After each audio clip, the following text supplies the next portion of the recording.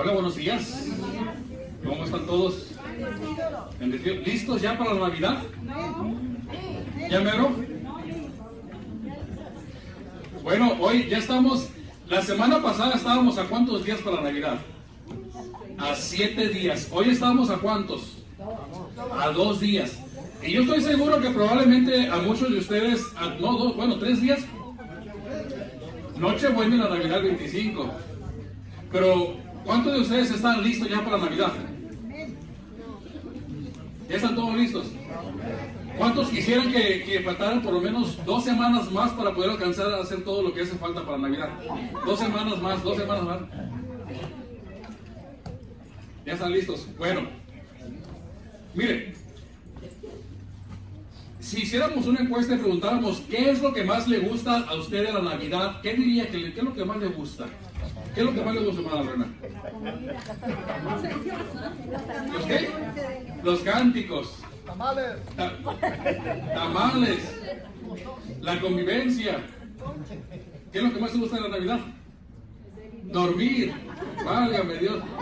Por acá, hermana Vicky, ¿qué es lo que más le gusta? Estar en familia. ¿Cómo son mentirosos? A mí me gustan los regalos. ¿Sí? A mí lo que más me gusta de la Navidad son los regalos, ¿verdad? ¿Mande? Sí, regalos, ¿verdad? Regalos, pues claro. Pero, ¿alguna vez a usted le han regalado le han dado un regalo que ni siquiera ni le queda y ni le gusta? ¿Sí? De esas veces que están todos así alrededor del arbolito, ¿verdad? O puede ser un regalo de cumpleaños también. Y de repente llaman su nombre. Este regalo es para... ¿A quién se lo damos? Y gritan el nombre y la persona emocionada se levanta y agarra el regalo. ¿Y qué es lo primero que hacen cuando agarran el regalo? Lo mueven a ver qué suena, lo mueven a ver si es algo que, ¿verdad? O lo pesan para ver, bueno, a ver qué será lo que pedí, será lo que no pedí. Y lo empiezan a abrir desesperadamente todo el regalo y, oh, desilusión. No es lo que usted esperaba, ¿verdad? Algo que ni siquiera es esto que se come o se pone o qué es esto, ¿verdad? Que no le hay ni pie ni cabeza. Entonces, muchas veces, mire, a veces como que le gusta más cómo está envuelto el regalo que lo que había dentro del regalo, ¿verdad? Es tanta envoltura tan bonita para lo que me regalaste, ¿verdad? No tiene, como que no concuerda. Hay otras ocasiones en que la envoltura de plano es mala, pero el regalo es bueno, ¿verdad? Mire, a nosotros, allá cuando vivíamos en Tijuana, y aquí está mi mamá, no me va a dejar mentir. Nosotros cuando vivíamos en Tijuana, siempre nos daban los regalos envueltos en cajas de cornflakes, en los botes de avena, ¿verdad? Todavía, mire, empezaba diciembre y ya mi mamá empezaba a coleccionar cajas de avenas, cajas de cornflakes, cajas de zapatos, cajas de todo lo que fuera cuadrado y que cupiera algo, lo tenía apartado ahí, ¿verdad? Es para los regalos. Es más, en la Navidad, cuando estamos todos alrededor, el arbolito, en vez de que se viera así bonito con los regalos y moñitos, parecía que habíamos puesto el mandado ahí, hermano. Parecía que el mandado estaba ahí a un lado del arbolito, cajas de comida, ¿verdad? Yo me acuerdo que veía, no le ponía nombres para que no, pero yo veía cajas y decía, esa caja pesa 2 kilos, esa va a ser mía, ¿verdad? Nos íbamos por el peso de la caja que decía ahí en el 25 gramos, algo así. Pero siempre, a veces ocurre eso, ¿verdad? Entonces, muchas veces juzgamos el regalo que nos es dado por la envoltura en que lo recibimos. A veces vemos la envoltura y juzgamos si es bueno o es malo. Pero, ¿sabe que algo parecido así ocurrió con el nacimiento de Jesús, del Mesías? La forma en que llegó y el lugar donde llegó para el mundo no era lo que ellos esperaban o no representaba lo que ellos esperaban del Mesías, del Rey de los Judíos, del Hijo de Dios. O sea, como lo vieron nacer y el lugar donde nació, ellos diciendo, la envoltura está muy mala, no nos llama la atención. Porque lo más natural o lo más lógico sería que el rey de Israel, el Mesías, quien los iba a librar del yugo de los romanos, pues sería lo más natural, sería que naciera en ¿dónde? En un palacio, quizás hijos de unos reyes, ¿verdad? Unos reyes famosos, personas que tuvieran dinero, que tuvieran influencia política para poder hacer todo lo que el Mesías tenía que hacer. Pero nada de eso ocurrió. O sea, Jesús no nació bajo esas circunstancias. Es por eso que muchas de las personas no creían en Él, no creían que Él fuera el Mesías.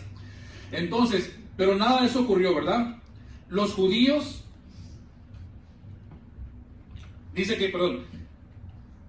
Jesús fue crucificado por los judíos precisamente por la forma en que llegó a este mundo, o por la forma en que ellos creían que había llegado a este mundo. Miren,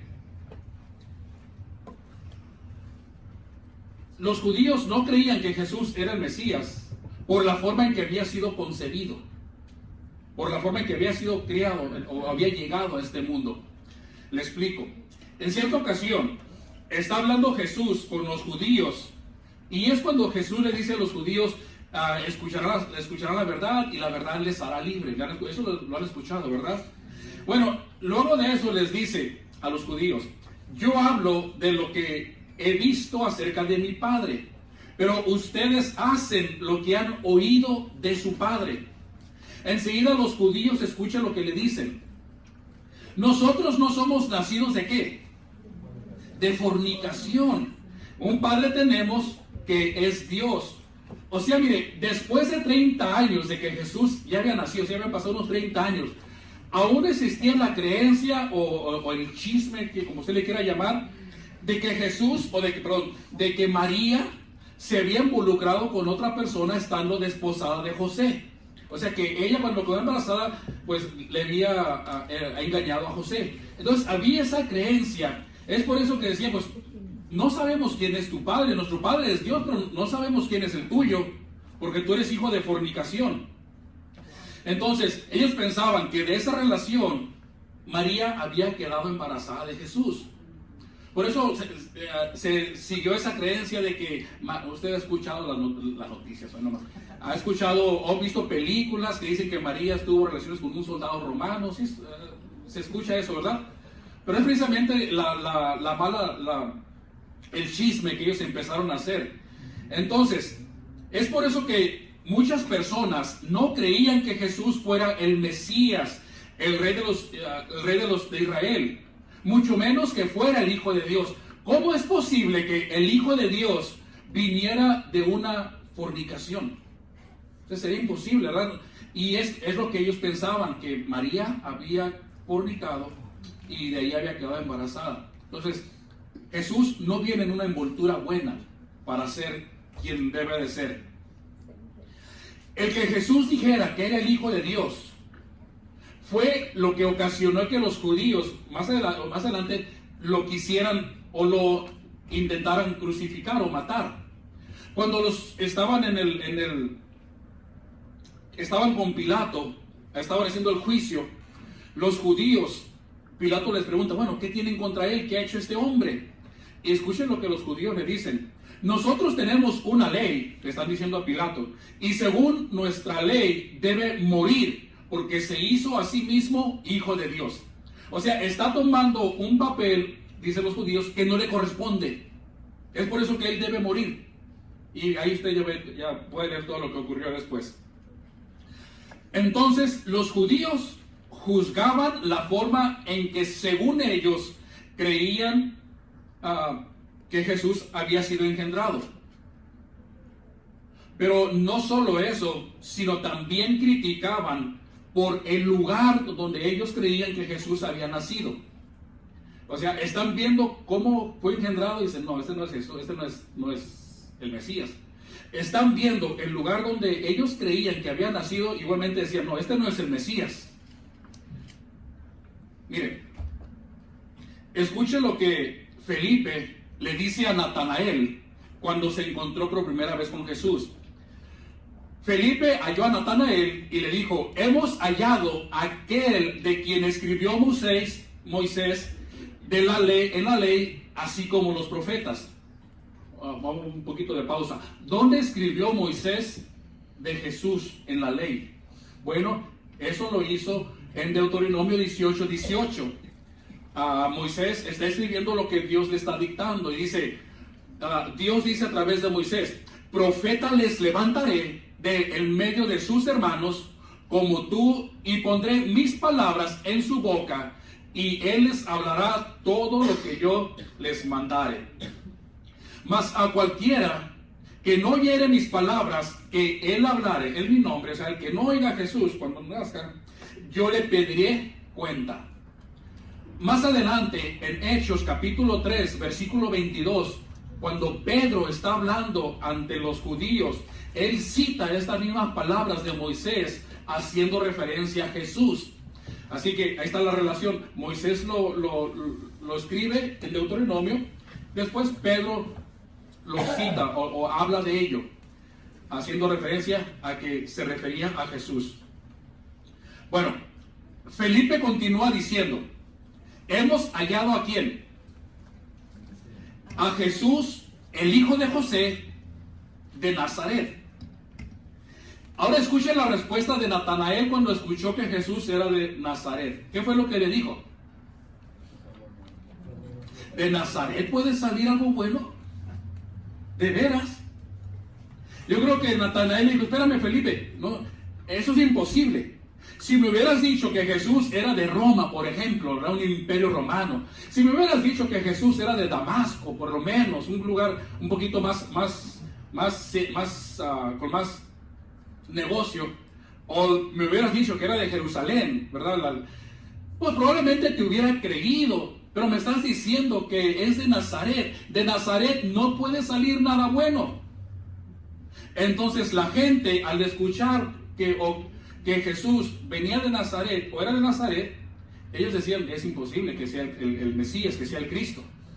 Veían la envoltura y decían, él no es.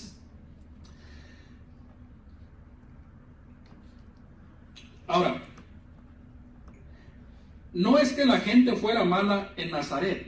Nazaret no es de que la gente fuera mala o estuviera llena de bandidos y mafiosos y todo eso, y los, ¿cómo se llaman? Los narcos y los, ¿cómo se llama? La nueva generación, todo eso. No es de que fueran de Nazaret.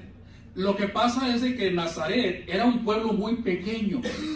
O sea, no era un pueblo grande, era un pueblo muy pequeño. Es más, ninguno de los historiadores de aquel tiempo, como Josefo, algunos otros, ni siquiera se tomaron la molestia de escribir de Nazaret por lo insignificante y pequeña que era. O sea, nada ocurría allí. Es por eso que dicen, pues qué bueno puede salir de ahí, nada. Ahora, Nazaret se encuentra en la región de ¿qué? Galilea. Entonces Nazaret se encuentra en la región de Galilea. Es como yo les digo, Tijuana se encuentra en la región de Baja California. ¿Ok? Lo mismo. Nazaret se encuentra en la región de Galilea. Entonces, por eso muchos creían que Jesús había nacido ¿en dónde? En Galilea. Es más, ¿cómo le llamaban a Jesús? El Galileo. ¿Recuerda? Cuando Pedro negó a Jesús, él estaba ante un grupo de personas y escuche lo que le dicen. Pedro estaba sentado fuera en el patio y se le acercó una criada diciendo, hey, tú también estabas con Jesús. ¿El qué? El Galileo. La gente pensaba que Jesús era de Galilea. ¿Por qué? Ahorita lo voy a explicar por qué. Pero, ¿por qué la gente decía que Jesús era de Galilea? Nomás porque sí. ¿Mande? Ahí está. Ahí fue donde cuando Jesús nació, y recuerda que Herodes lo quería matar a los niños y todo eso, y el ángel le dijo a José, José, vete para aquí, vete para allá. Fue donde el ángel le dijo a José y a María que se fueran con el niño a vivir a Galilea, ¿okay? A la región de Galilea, para que me entiendan.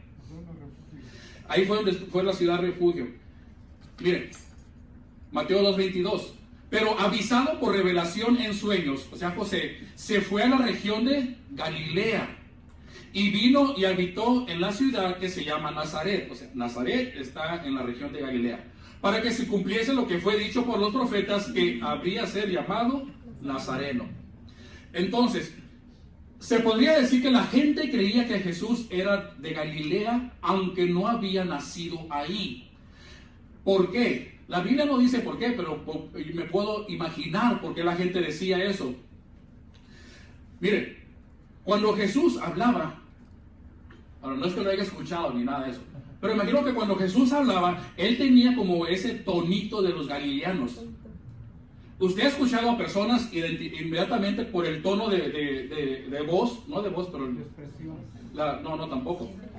El acento de la persona al hablar. Usted dice, esta persona es del norte, esta persona es de México, del DF, no, la más común. Esta persona es de Sinaloa. Sinaloa tiene un templito así. Chihuahua. Ahora que fui para allá, así, es bien, muy típico el peñasco allá, o sea, usted los puede identificar, esta persona es de aquí, esta persona de allá. Por ejemplo, yo cuando hablo la gente piensa que soy europeo, ¿verdad? Pero bueno, le digo, poquito. Yo nací abajito de Uruapan. Pero entonces la gente, al escucharlo hablar, la gente decía, este es Galileo. ¿Por qué? Porque había pasado toda su infancia ahí. Galilea fue el lugar donde Jesús creció. Entonces él había agarrado las costumbres y hasta el tono de voz. Usted vaya a un lugar y vive ahí por varios años y empieza a hablar como la gente de ahí. Es lo que pasó con Jesús, solo que él sí se crió ahí, como decía el hermano. Fíjense lo que dice. Cuando a Pedro le dijeron, cuando lo vieron también, cuando había negado a Jesús, oye, verdaderamente tú eres uno de ellos. ¿Por qué? Porque eres Galileo y tu manera de ¿qué? De hablar es semejante a la de ellos. O sea, hablas igual que Jesús. O sea, tienes el mismo tono, el mismo modales, algo así para que me entiendan. Entonces la gente pensaba que Jesús era de Galilea. Bueno, si de Nazaret se decía que nada bueno podía salir, ya vimos, ¿verdad? ¿Qué tiene de malo que Jesús hubiera sido de Galilea? ¿Qué tiene de malo Galilea? Absolutamente nada. ¿Ok? Ahí no tienen nada de malo, pero la gente que conocía las Escrituras, ellos decían, no puede, el Cristo no puede ser de Galilea. ¿Por qué? Porque ellos sabían, dice, Jesús está hablando a un grupo de personas y la gente decía, verdaderamente este es el profeta. Otros decían, este es el Cristo. Pero algunos decían, ¿de Galilea ha de venir el Cristo? ¿Por qué? ¿Por qué no? ¿Qué de malo tiene Galilea? Nada. Mire, solo que la gente que conocía las Escrituras sabía que era imposible que el Cristo fuera de Galilea. Y decían, oye, espérame.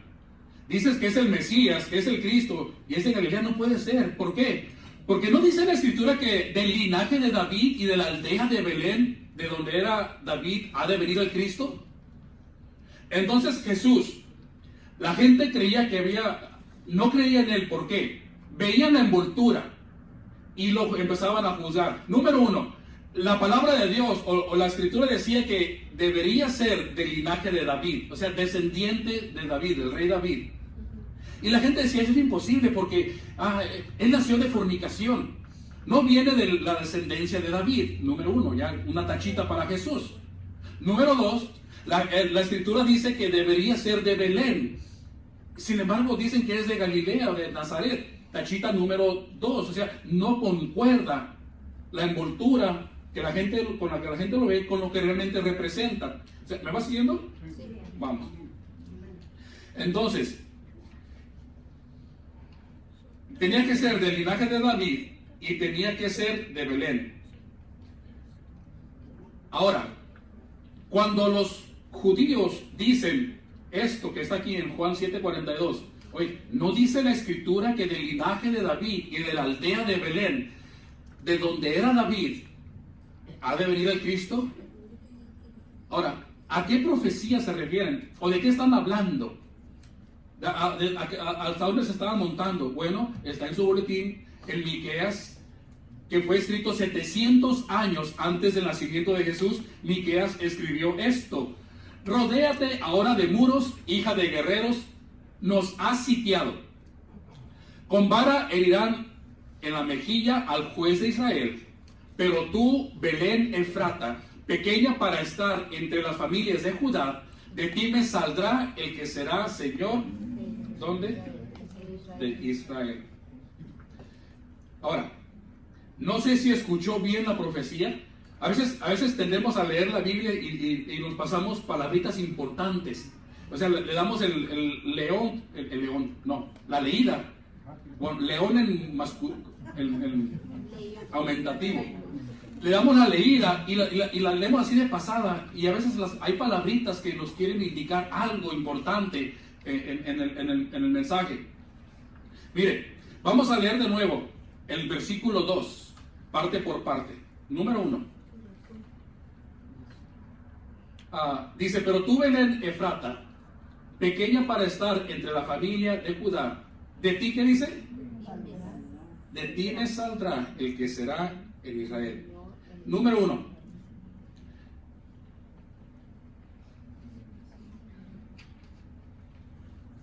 Belén Efrata, cuando escribe Belén Efrata. Bueno, desde un principio, Dios había designado un lugar insignificante. Si Nazaret no era nada importante, Belén Efrata era peor, de insignificante. Era un lugar realmente pequeño, es decir, que tenía 30 kilómetros cuadrados, o sea, para que se den una idea, 18 millas cuadradas. Era el territorio de Belén Efrata, era pequeño. Para que se den una idea, si usted llega y agarraba el Uber en Belén, entrando a Belén Efrata, cuando llegaba al final, a la otra orilla, en vez de que le pagaran el Uber, le tenía que pagar a usted. O sea, era bien pequeño el lugar. O si te subes a un camión, antes de que te dieran el cambio, ya habías llegado al otro final. O sea, era una ciudad pequeña. Entonces, Dios no solamente eligió una ciudad insignificante, Belén Efrata, para que naciera Jesucristo, sino que además, dentro de esa ciudad, eligió ¿qué? Un lugar insignificante, un pesebre, un establo, para que naciera Jesús. Imagínense, está Jesús y María y José con el niño, con el Mesías, con el Hijo de Dios. Si alguien hubiera pasado por allá afuera y escucha llorar, y escucha se da cuenta que hay un bebé ahí, ¿usted cree que hubiera dicho, ese es el Mesías, es el Rey de Israel? No, le pasa y ni cuenta lo toma. Dice, hay unos pordioseros que no tienen nada. De nuevo, la envoltura en que Jesús vino a este mundo no era la que el mundo quería ver para su rey, para el Mesías. Entonces, todo lo que rodeaba a Jesús en su nacimiento no tenía nada de extraordinario, nada de espectacular, no había nada importante en el nacimiento de Jesús. El moño con que Dios lo mandó no nos gustó, ¿verdad? Dios eligió al pequeño pueblo de Belén. ¿Por qué? ¿Para qué sería? ¿Será para que no pongamos los ojos? Si Jesús hubiera nacido en una ciudad importante, como les mencioné hace rato, rodeado de lujos, rodeado de oro, rodeado de gente importante, probablemente hubiéramos puesto nuestros ojos en lo que lo rodea a él. Oh, mira, él está rodeado de gente importante, de dinero, de políticos. Él debe ser el Mesías. Hubiéramos puesto los ojos, nuestra mirada en lo que lo rodea, en vez de ponerla en él. Por eso Jesús nació en un lugar insignificante, para que nosotros pusiéramos solamente nuestra mirada en él y no fuéramos distraídos por lo que ocurría a su alrededor, ¿verdad? Porque muchas veces es lo que hacemos en la actualidad, lo que la gente hace. Juzgan a la persona dependiendo en qué: la posición económica, la condición, hasta la vestidura, cómo se peina, cómo camina, cómo habla, el tipo de trabajo, el tipo de carro que maneja. Todo lo que la persona lo rodea, nosotros en la actualidad lo usamos para juzgarla a la persona. Muchas veces ni lo conocemos, pero estamos viendo lo que a su alrededor y ya nos estamos formando una idea de la persona. Eso es lo que no debería de ocurrir aquí. Bueno, entonces, Dios escogió Belén Efrata, un lugar insignificante. Número 2, dice, de ti me saldrá el que será Señor de Israel. A veces nos brincamos ese me saldrá y decimos, oh, de ti saldrá. Nos brincamos el me. ¿Qué importancia tiene esa palabra ahí? Algo tiene que tener. Bueno, la profecía no dice, de ti saldrá, sino de ti me saldrá. Lo que Miqueas le dice al pueblo de parte de Dios es, ese niño que va a nacer en Belén no viene de ustedes, viene de quién? Viene de Dios, viene de mí. El niño que va a nacer no es hijo de hombre, es hijo de Dios. En otras palabras, no nace del mundo, sino viene al mundo. Es lo importante, esa palabra, me saldrá. Dios está en el cielo, o sea, va a salir del cielo, no va a salir de abajo del hombre.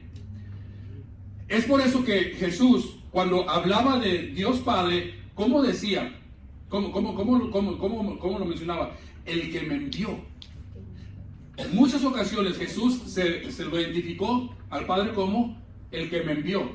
El que me recibe a mí, recibe ¿a quién? Al que me envió. Porque, claro, él sabía eso, que él había sido enviado de Dios. Jesús le dijo, mi comida es que haga la voluntad del quién, del que me envió. Jesús dice, yo no estoy haciendo mi voluntad, sino lo que el Padre arriba, que él me envió, me ordena hacer. Jesús dice, mi doctrina no es mía, sino de aquel que me envió. O sea, era la manera que Jesús sabía, o sea, es Dios. Jesús hablaba del Padre. El Padre fue el que me envió, el Padre fue el que me envió. El Padre y yo somos uno. Fue por eso que la gente lo quería matar, los judíos, los religiosos. ¿Por qué? Porque se hacía igual ¿a quién? A Dios. Era Dios, pero la gente veía la envoltura. De nuevo vamos a la envoltura. Veía la envoltura, lo que lo rodeaba y decía, eso es imposible. Dios no puede ser, el Hijo de Dios no puede ser Jesús. Ahora ponga atención a lo que dice Miqueas al final del versículo que leímos, el versículo 2. Dice, de ti me saldrá el que será Señor de Israel, y sus salidas son desde el principio, desde los días de la eternidad. Bueno, vamos a ver aquí, porque aquí como que se contradice. El mismo versículo como que se contradice desde el principio y al final. ¿Por qué? Al principio del versículo nos dice que el niño nacerá en Belén de Judea, en Belén. Pero ahora aquí al final nos dice que ese niño ha sido eterno. Entonces, si nació en Belén, no puede ser eterno, porque cuando uno nace aquí en la tierra, es cuando empieza nuestra vida, nuestro principio. Entonces, si nació, no fue eterno. Entonces, ¿a qué te refieres, a Miqueas, cuando escribes eso? Bueno, recuerde que la semana pasada les expliqué, Dios no nació en Belén. ¿Recuerden que les dije? Dios no nació en Belén. ¿Qué fue lo que nació en Belén? El hombre. Dijimos que la semana pasada que Dios no nació en Belén. ¿Por qué? Porque Dios es eterno. ¿Okay? Dios es eterno. Dios no tiene principio ni fin. Dios es, como dice la palabra, es el alfa y el omega. ¿Sabe lo que significa el alfa y el omega? Es la primera y última letra del evangelio. Del alfabeto griego. Es como decir, es la A y la Z. El alfa y el omega. O sea, Dios lo es todo. No tiene principio fin. Es eterno. Entonces, Dios no nació en Belén. Vimos lo que la semana pasada nació la humanidad, o sea, lo que es la parte del hombre. Dios 100% hombre, 100% Dios. Entonces, lo que nació en Belén fue la segunda persona de la Trinidad, que es Dios Hijo. Y nació, vimos la semana pasada, a semejanza de nosotros. Igualito, idéntico a nosotros. O sea, en cualidades, características, inclusive las tentaciones, dice la palabra de Dios, todo es idéntico para identificarse con cada uno de nosotros. Entonces, mire cómo Juan lo dice. Ya vamos a terminar. Juan dice, y no dijo nada porque no lo puse. Juan 1:1. Juan 1:1 dice, en el principio era el verbo, y el verbo era con Dios. ¿Y el verbo era quién? Dios. Dios. Este era en el principio con Dios. Versículo 14. Y aquel verbo fue hecho carne y habitó entre nosotros y vimos su gloria, gloria como del unigénito del Padre, lleno de gracia y lleno de verdad. Entonces Juan está diciendo, aquel verbo que estaba con Dios y que era Dios, vino a esta tierra y, como dice aquí, fue hecho carne, o sea, fue hecho hombre. Dios se hizo hombre en Jesús. Entonces, Jesús ya existía en el cielo. Claro, no con el nombre de Jesús. Jesús fue el nombre que se le dio aquí en la tierra para identificarlo. No, allá en el cielo no era Chuyito, ni Jesús, ni nada de eso. Era Dios. ¿Okay? Entonces, ya existía en el cielo. Jesús ya era eterno. Se hizo carne, tomó un cuerpo para tener un principio aquí en la tierra como cada uno de nosotros. Pero jamás dejó de ser Dios. Jesús fue siempre Dios. Mire cómo Colosenses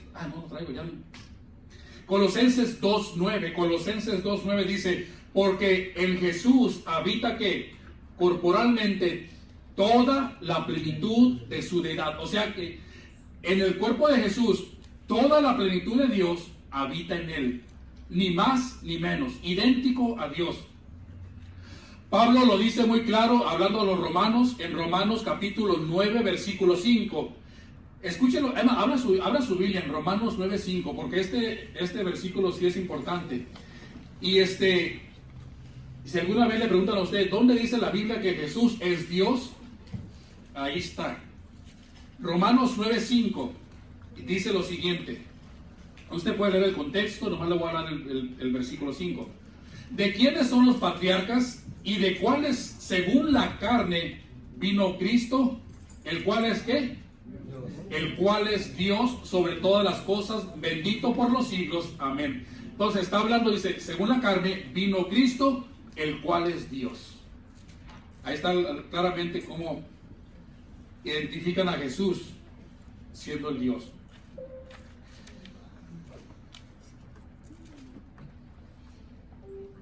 Dios envió a su Hijo con un propósito.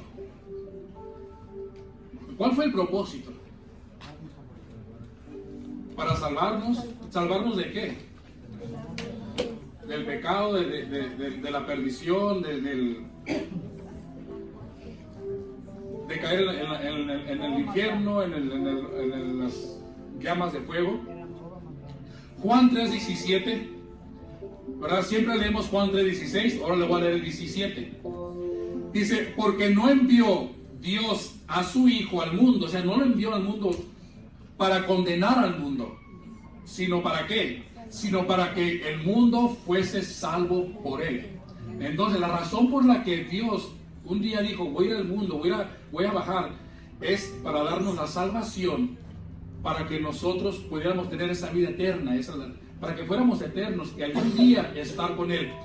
Cuando nos hizo perfecto, nos creó bien. Dice la palabra de Dios que nos crió y vio que era ¿qué? Bueno. Pero el hombre en su pecado, en su orgullo, se dejó influenciar y se empezó a apartar tanto de la imagen, y se empezó a apartar de Dios. Y Dios hubiera podido haber dicho, ¿sabes qué? Pues ahí voy a hacer otro mundo, voy a hacer otra cosa, ahí los voy a dejar ahí que se pierdan. Pero en su amor y su misericordia dice que vino al mundo para salvarnos y regresarnos al camino para estar de nuevo con él. Muchos han creído que Jesús es el Mesías y muchos no. Muchos han visto su envoltura y dicen, es imposible. Yo prefiero, la envoltura de Jesús no me gusta, yo prefiero otra cosa. Y empiezan a diseñar, el mundo ha empezado a diseñar su propio Dios y le ponen la envoltura que ellos quieren para alabarlo, para inclinarse y para pedirle. Mas sin embargo dicen, no, yo ya te mandé a mi Hijo, yo ya te mandé a Jesús. ¿Qué más quieres? Necesitamos poner nuestra fe en Él, en el que Dios envió, para tener esa vida eterna. Hace 2 meses celebramos, ¿qué se celebró hace 2 meses? 31 de octubre. ¿El qué?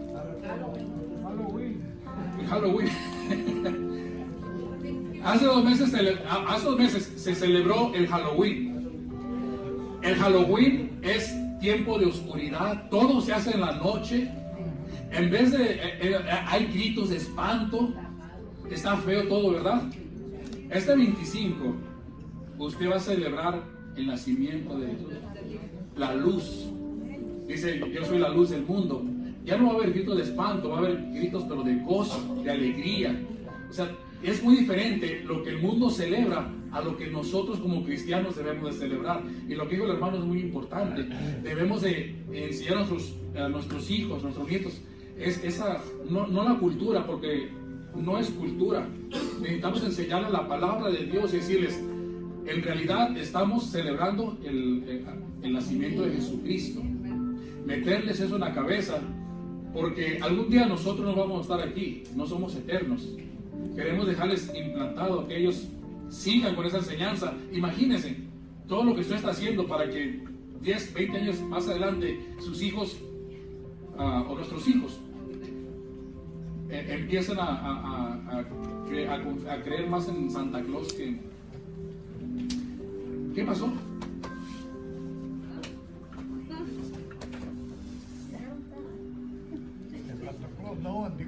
No, voy a tener que repetir la aplicación porque me llegaron tarde.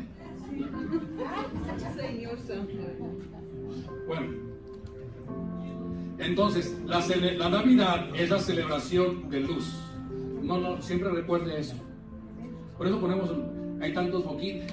Si la gente le dice, es que los cristianos no deben de poner arbolito, no deben poner foquito, hermano, déjenos que hablen. Usted está celebrando el nacimiento de Jesús.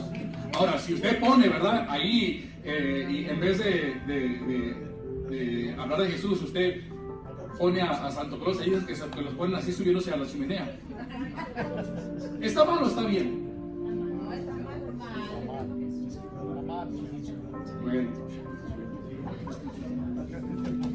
Bueno, este 24, si lo celebra el 24, que este 25, que usted pase una buena Navidad en compañía de su familia, que el año nuevo, cuando venga el año nuevo, venga lleno de bendiciones para ustedes, que puedan recibir ese regalo que ustedes tanto han esperado. Quizás algunos de ustedes, empezando diciembre, empezaron a dar como señalitas de lo que querían, ¿verdad? Ay, me hace falta unos zapatos. Y así como pasaban y veían a la esposa o al esposo, estos zapatos ya no me gustan. Pero así, dándole, ¿verdad? Esperando recibir ese regalo para Navidad. Pero sabe que muchas veces algunos tenemos lo que no esperamos y otros esperamos lo que no tenemos. Así que no sé cuál es usted, si ya tiene lo que espera o espera lo que no tiene.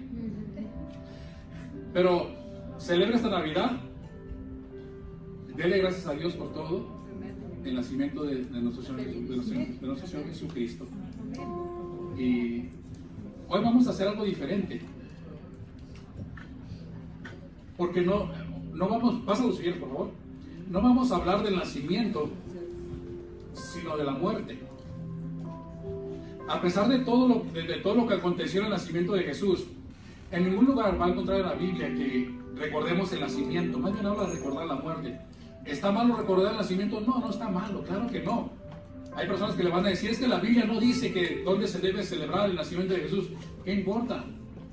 Nosotros lo hacemos de corazón y lo hacemos porque lo adoramos y lo queremos. Pero vamos a recordar lo que es la muerte de nuestro Señor Jesucristo y la ordenanza que Él nos dio de tomar la Santa Cena. Así que, ¿pueden pasar por favor?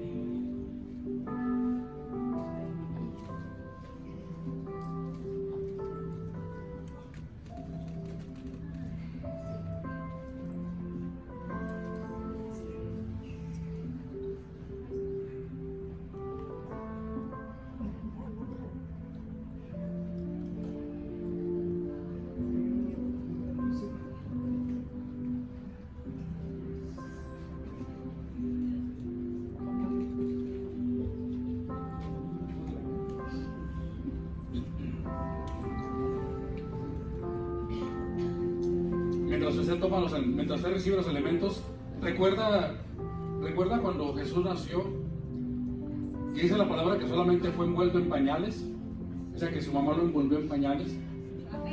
No había lujos, no había nada de ¿cómo te diré? No.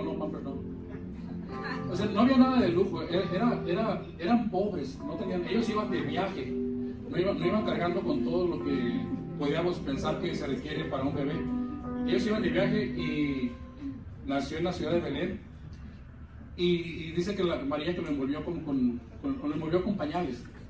Era una de las costumbres que se tenían en aquel tiempo, ¿verdad? El niño chiquito se envuelve inmediatamente para que no pierda el calor. Y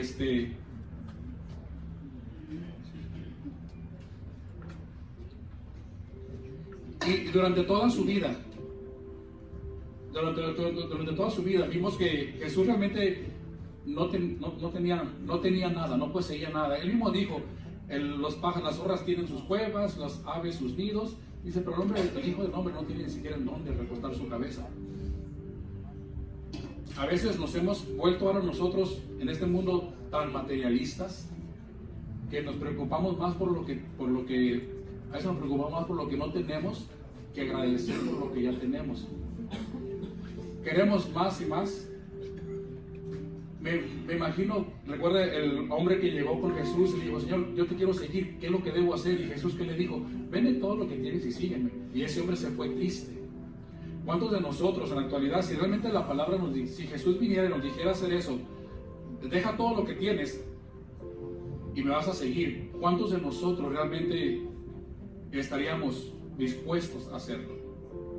A perder nuestra comodidad, quizás a no tener un techo y a andar viajando con él. Yo creo que muy pocos, realmente muy pocos estaríamos dispuestos a hacerlo. Le decíamos, sí Señor, yo te apoyo en oración, yo te apoyo, yo te mando la ofrenda, tú haces el trabajo, pero yo me quedo aquí en mi casita. Cuando Jesús murió, igualmente murió sin nada. Fue puesto en una tumba que fue prestada. ¿Recuerda quién se la prestó? ¿De quién la donó? José de Arimatea. Sí, fue envuelto en unas sábanas, en un lienzo. La ropa que traía, dice que los soldados se la quitaron y se la rifaron. O sea, no se la rifaron a golpes, ¿verdad? Pero se la rifaron, se la echaron a suerte para ver quién la tocaba. Debemos aprender,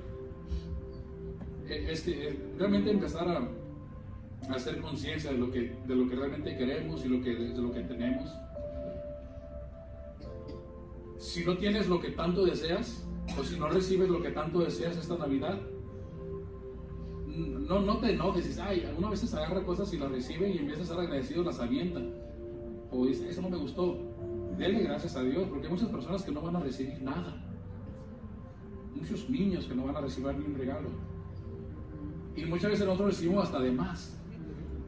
Realmente cosas que ni ocupamos, pero las estamos recibiendo. Denle gracias a Dios.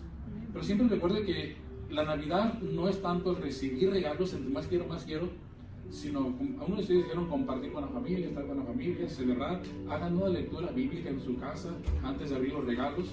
Acostúmbranos a eso. Celebren la Navidad como realmente lo es.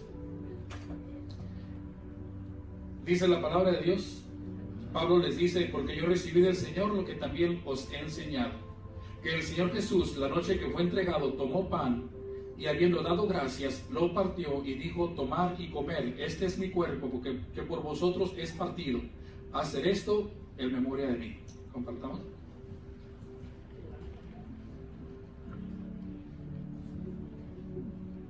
Asimismo tomó también la copa después de haber cenado, diciendo, esta copa es el nuevo pacto en mi sangre. Hacer esto todas las veces que la bebieres en memoria de mí.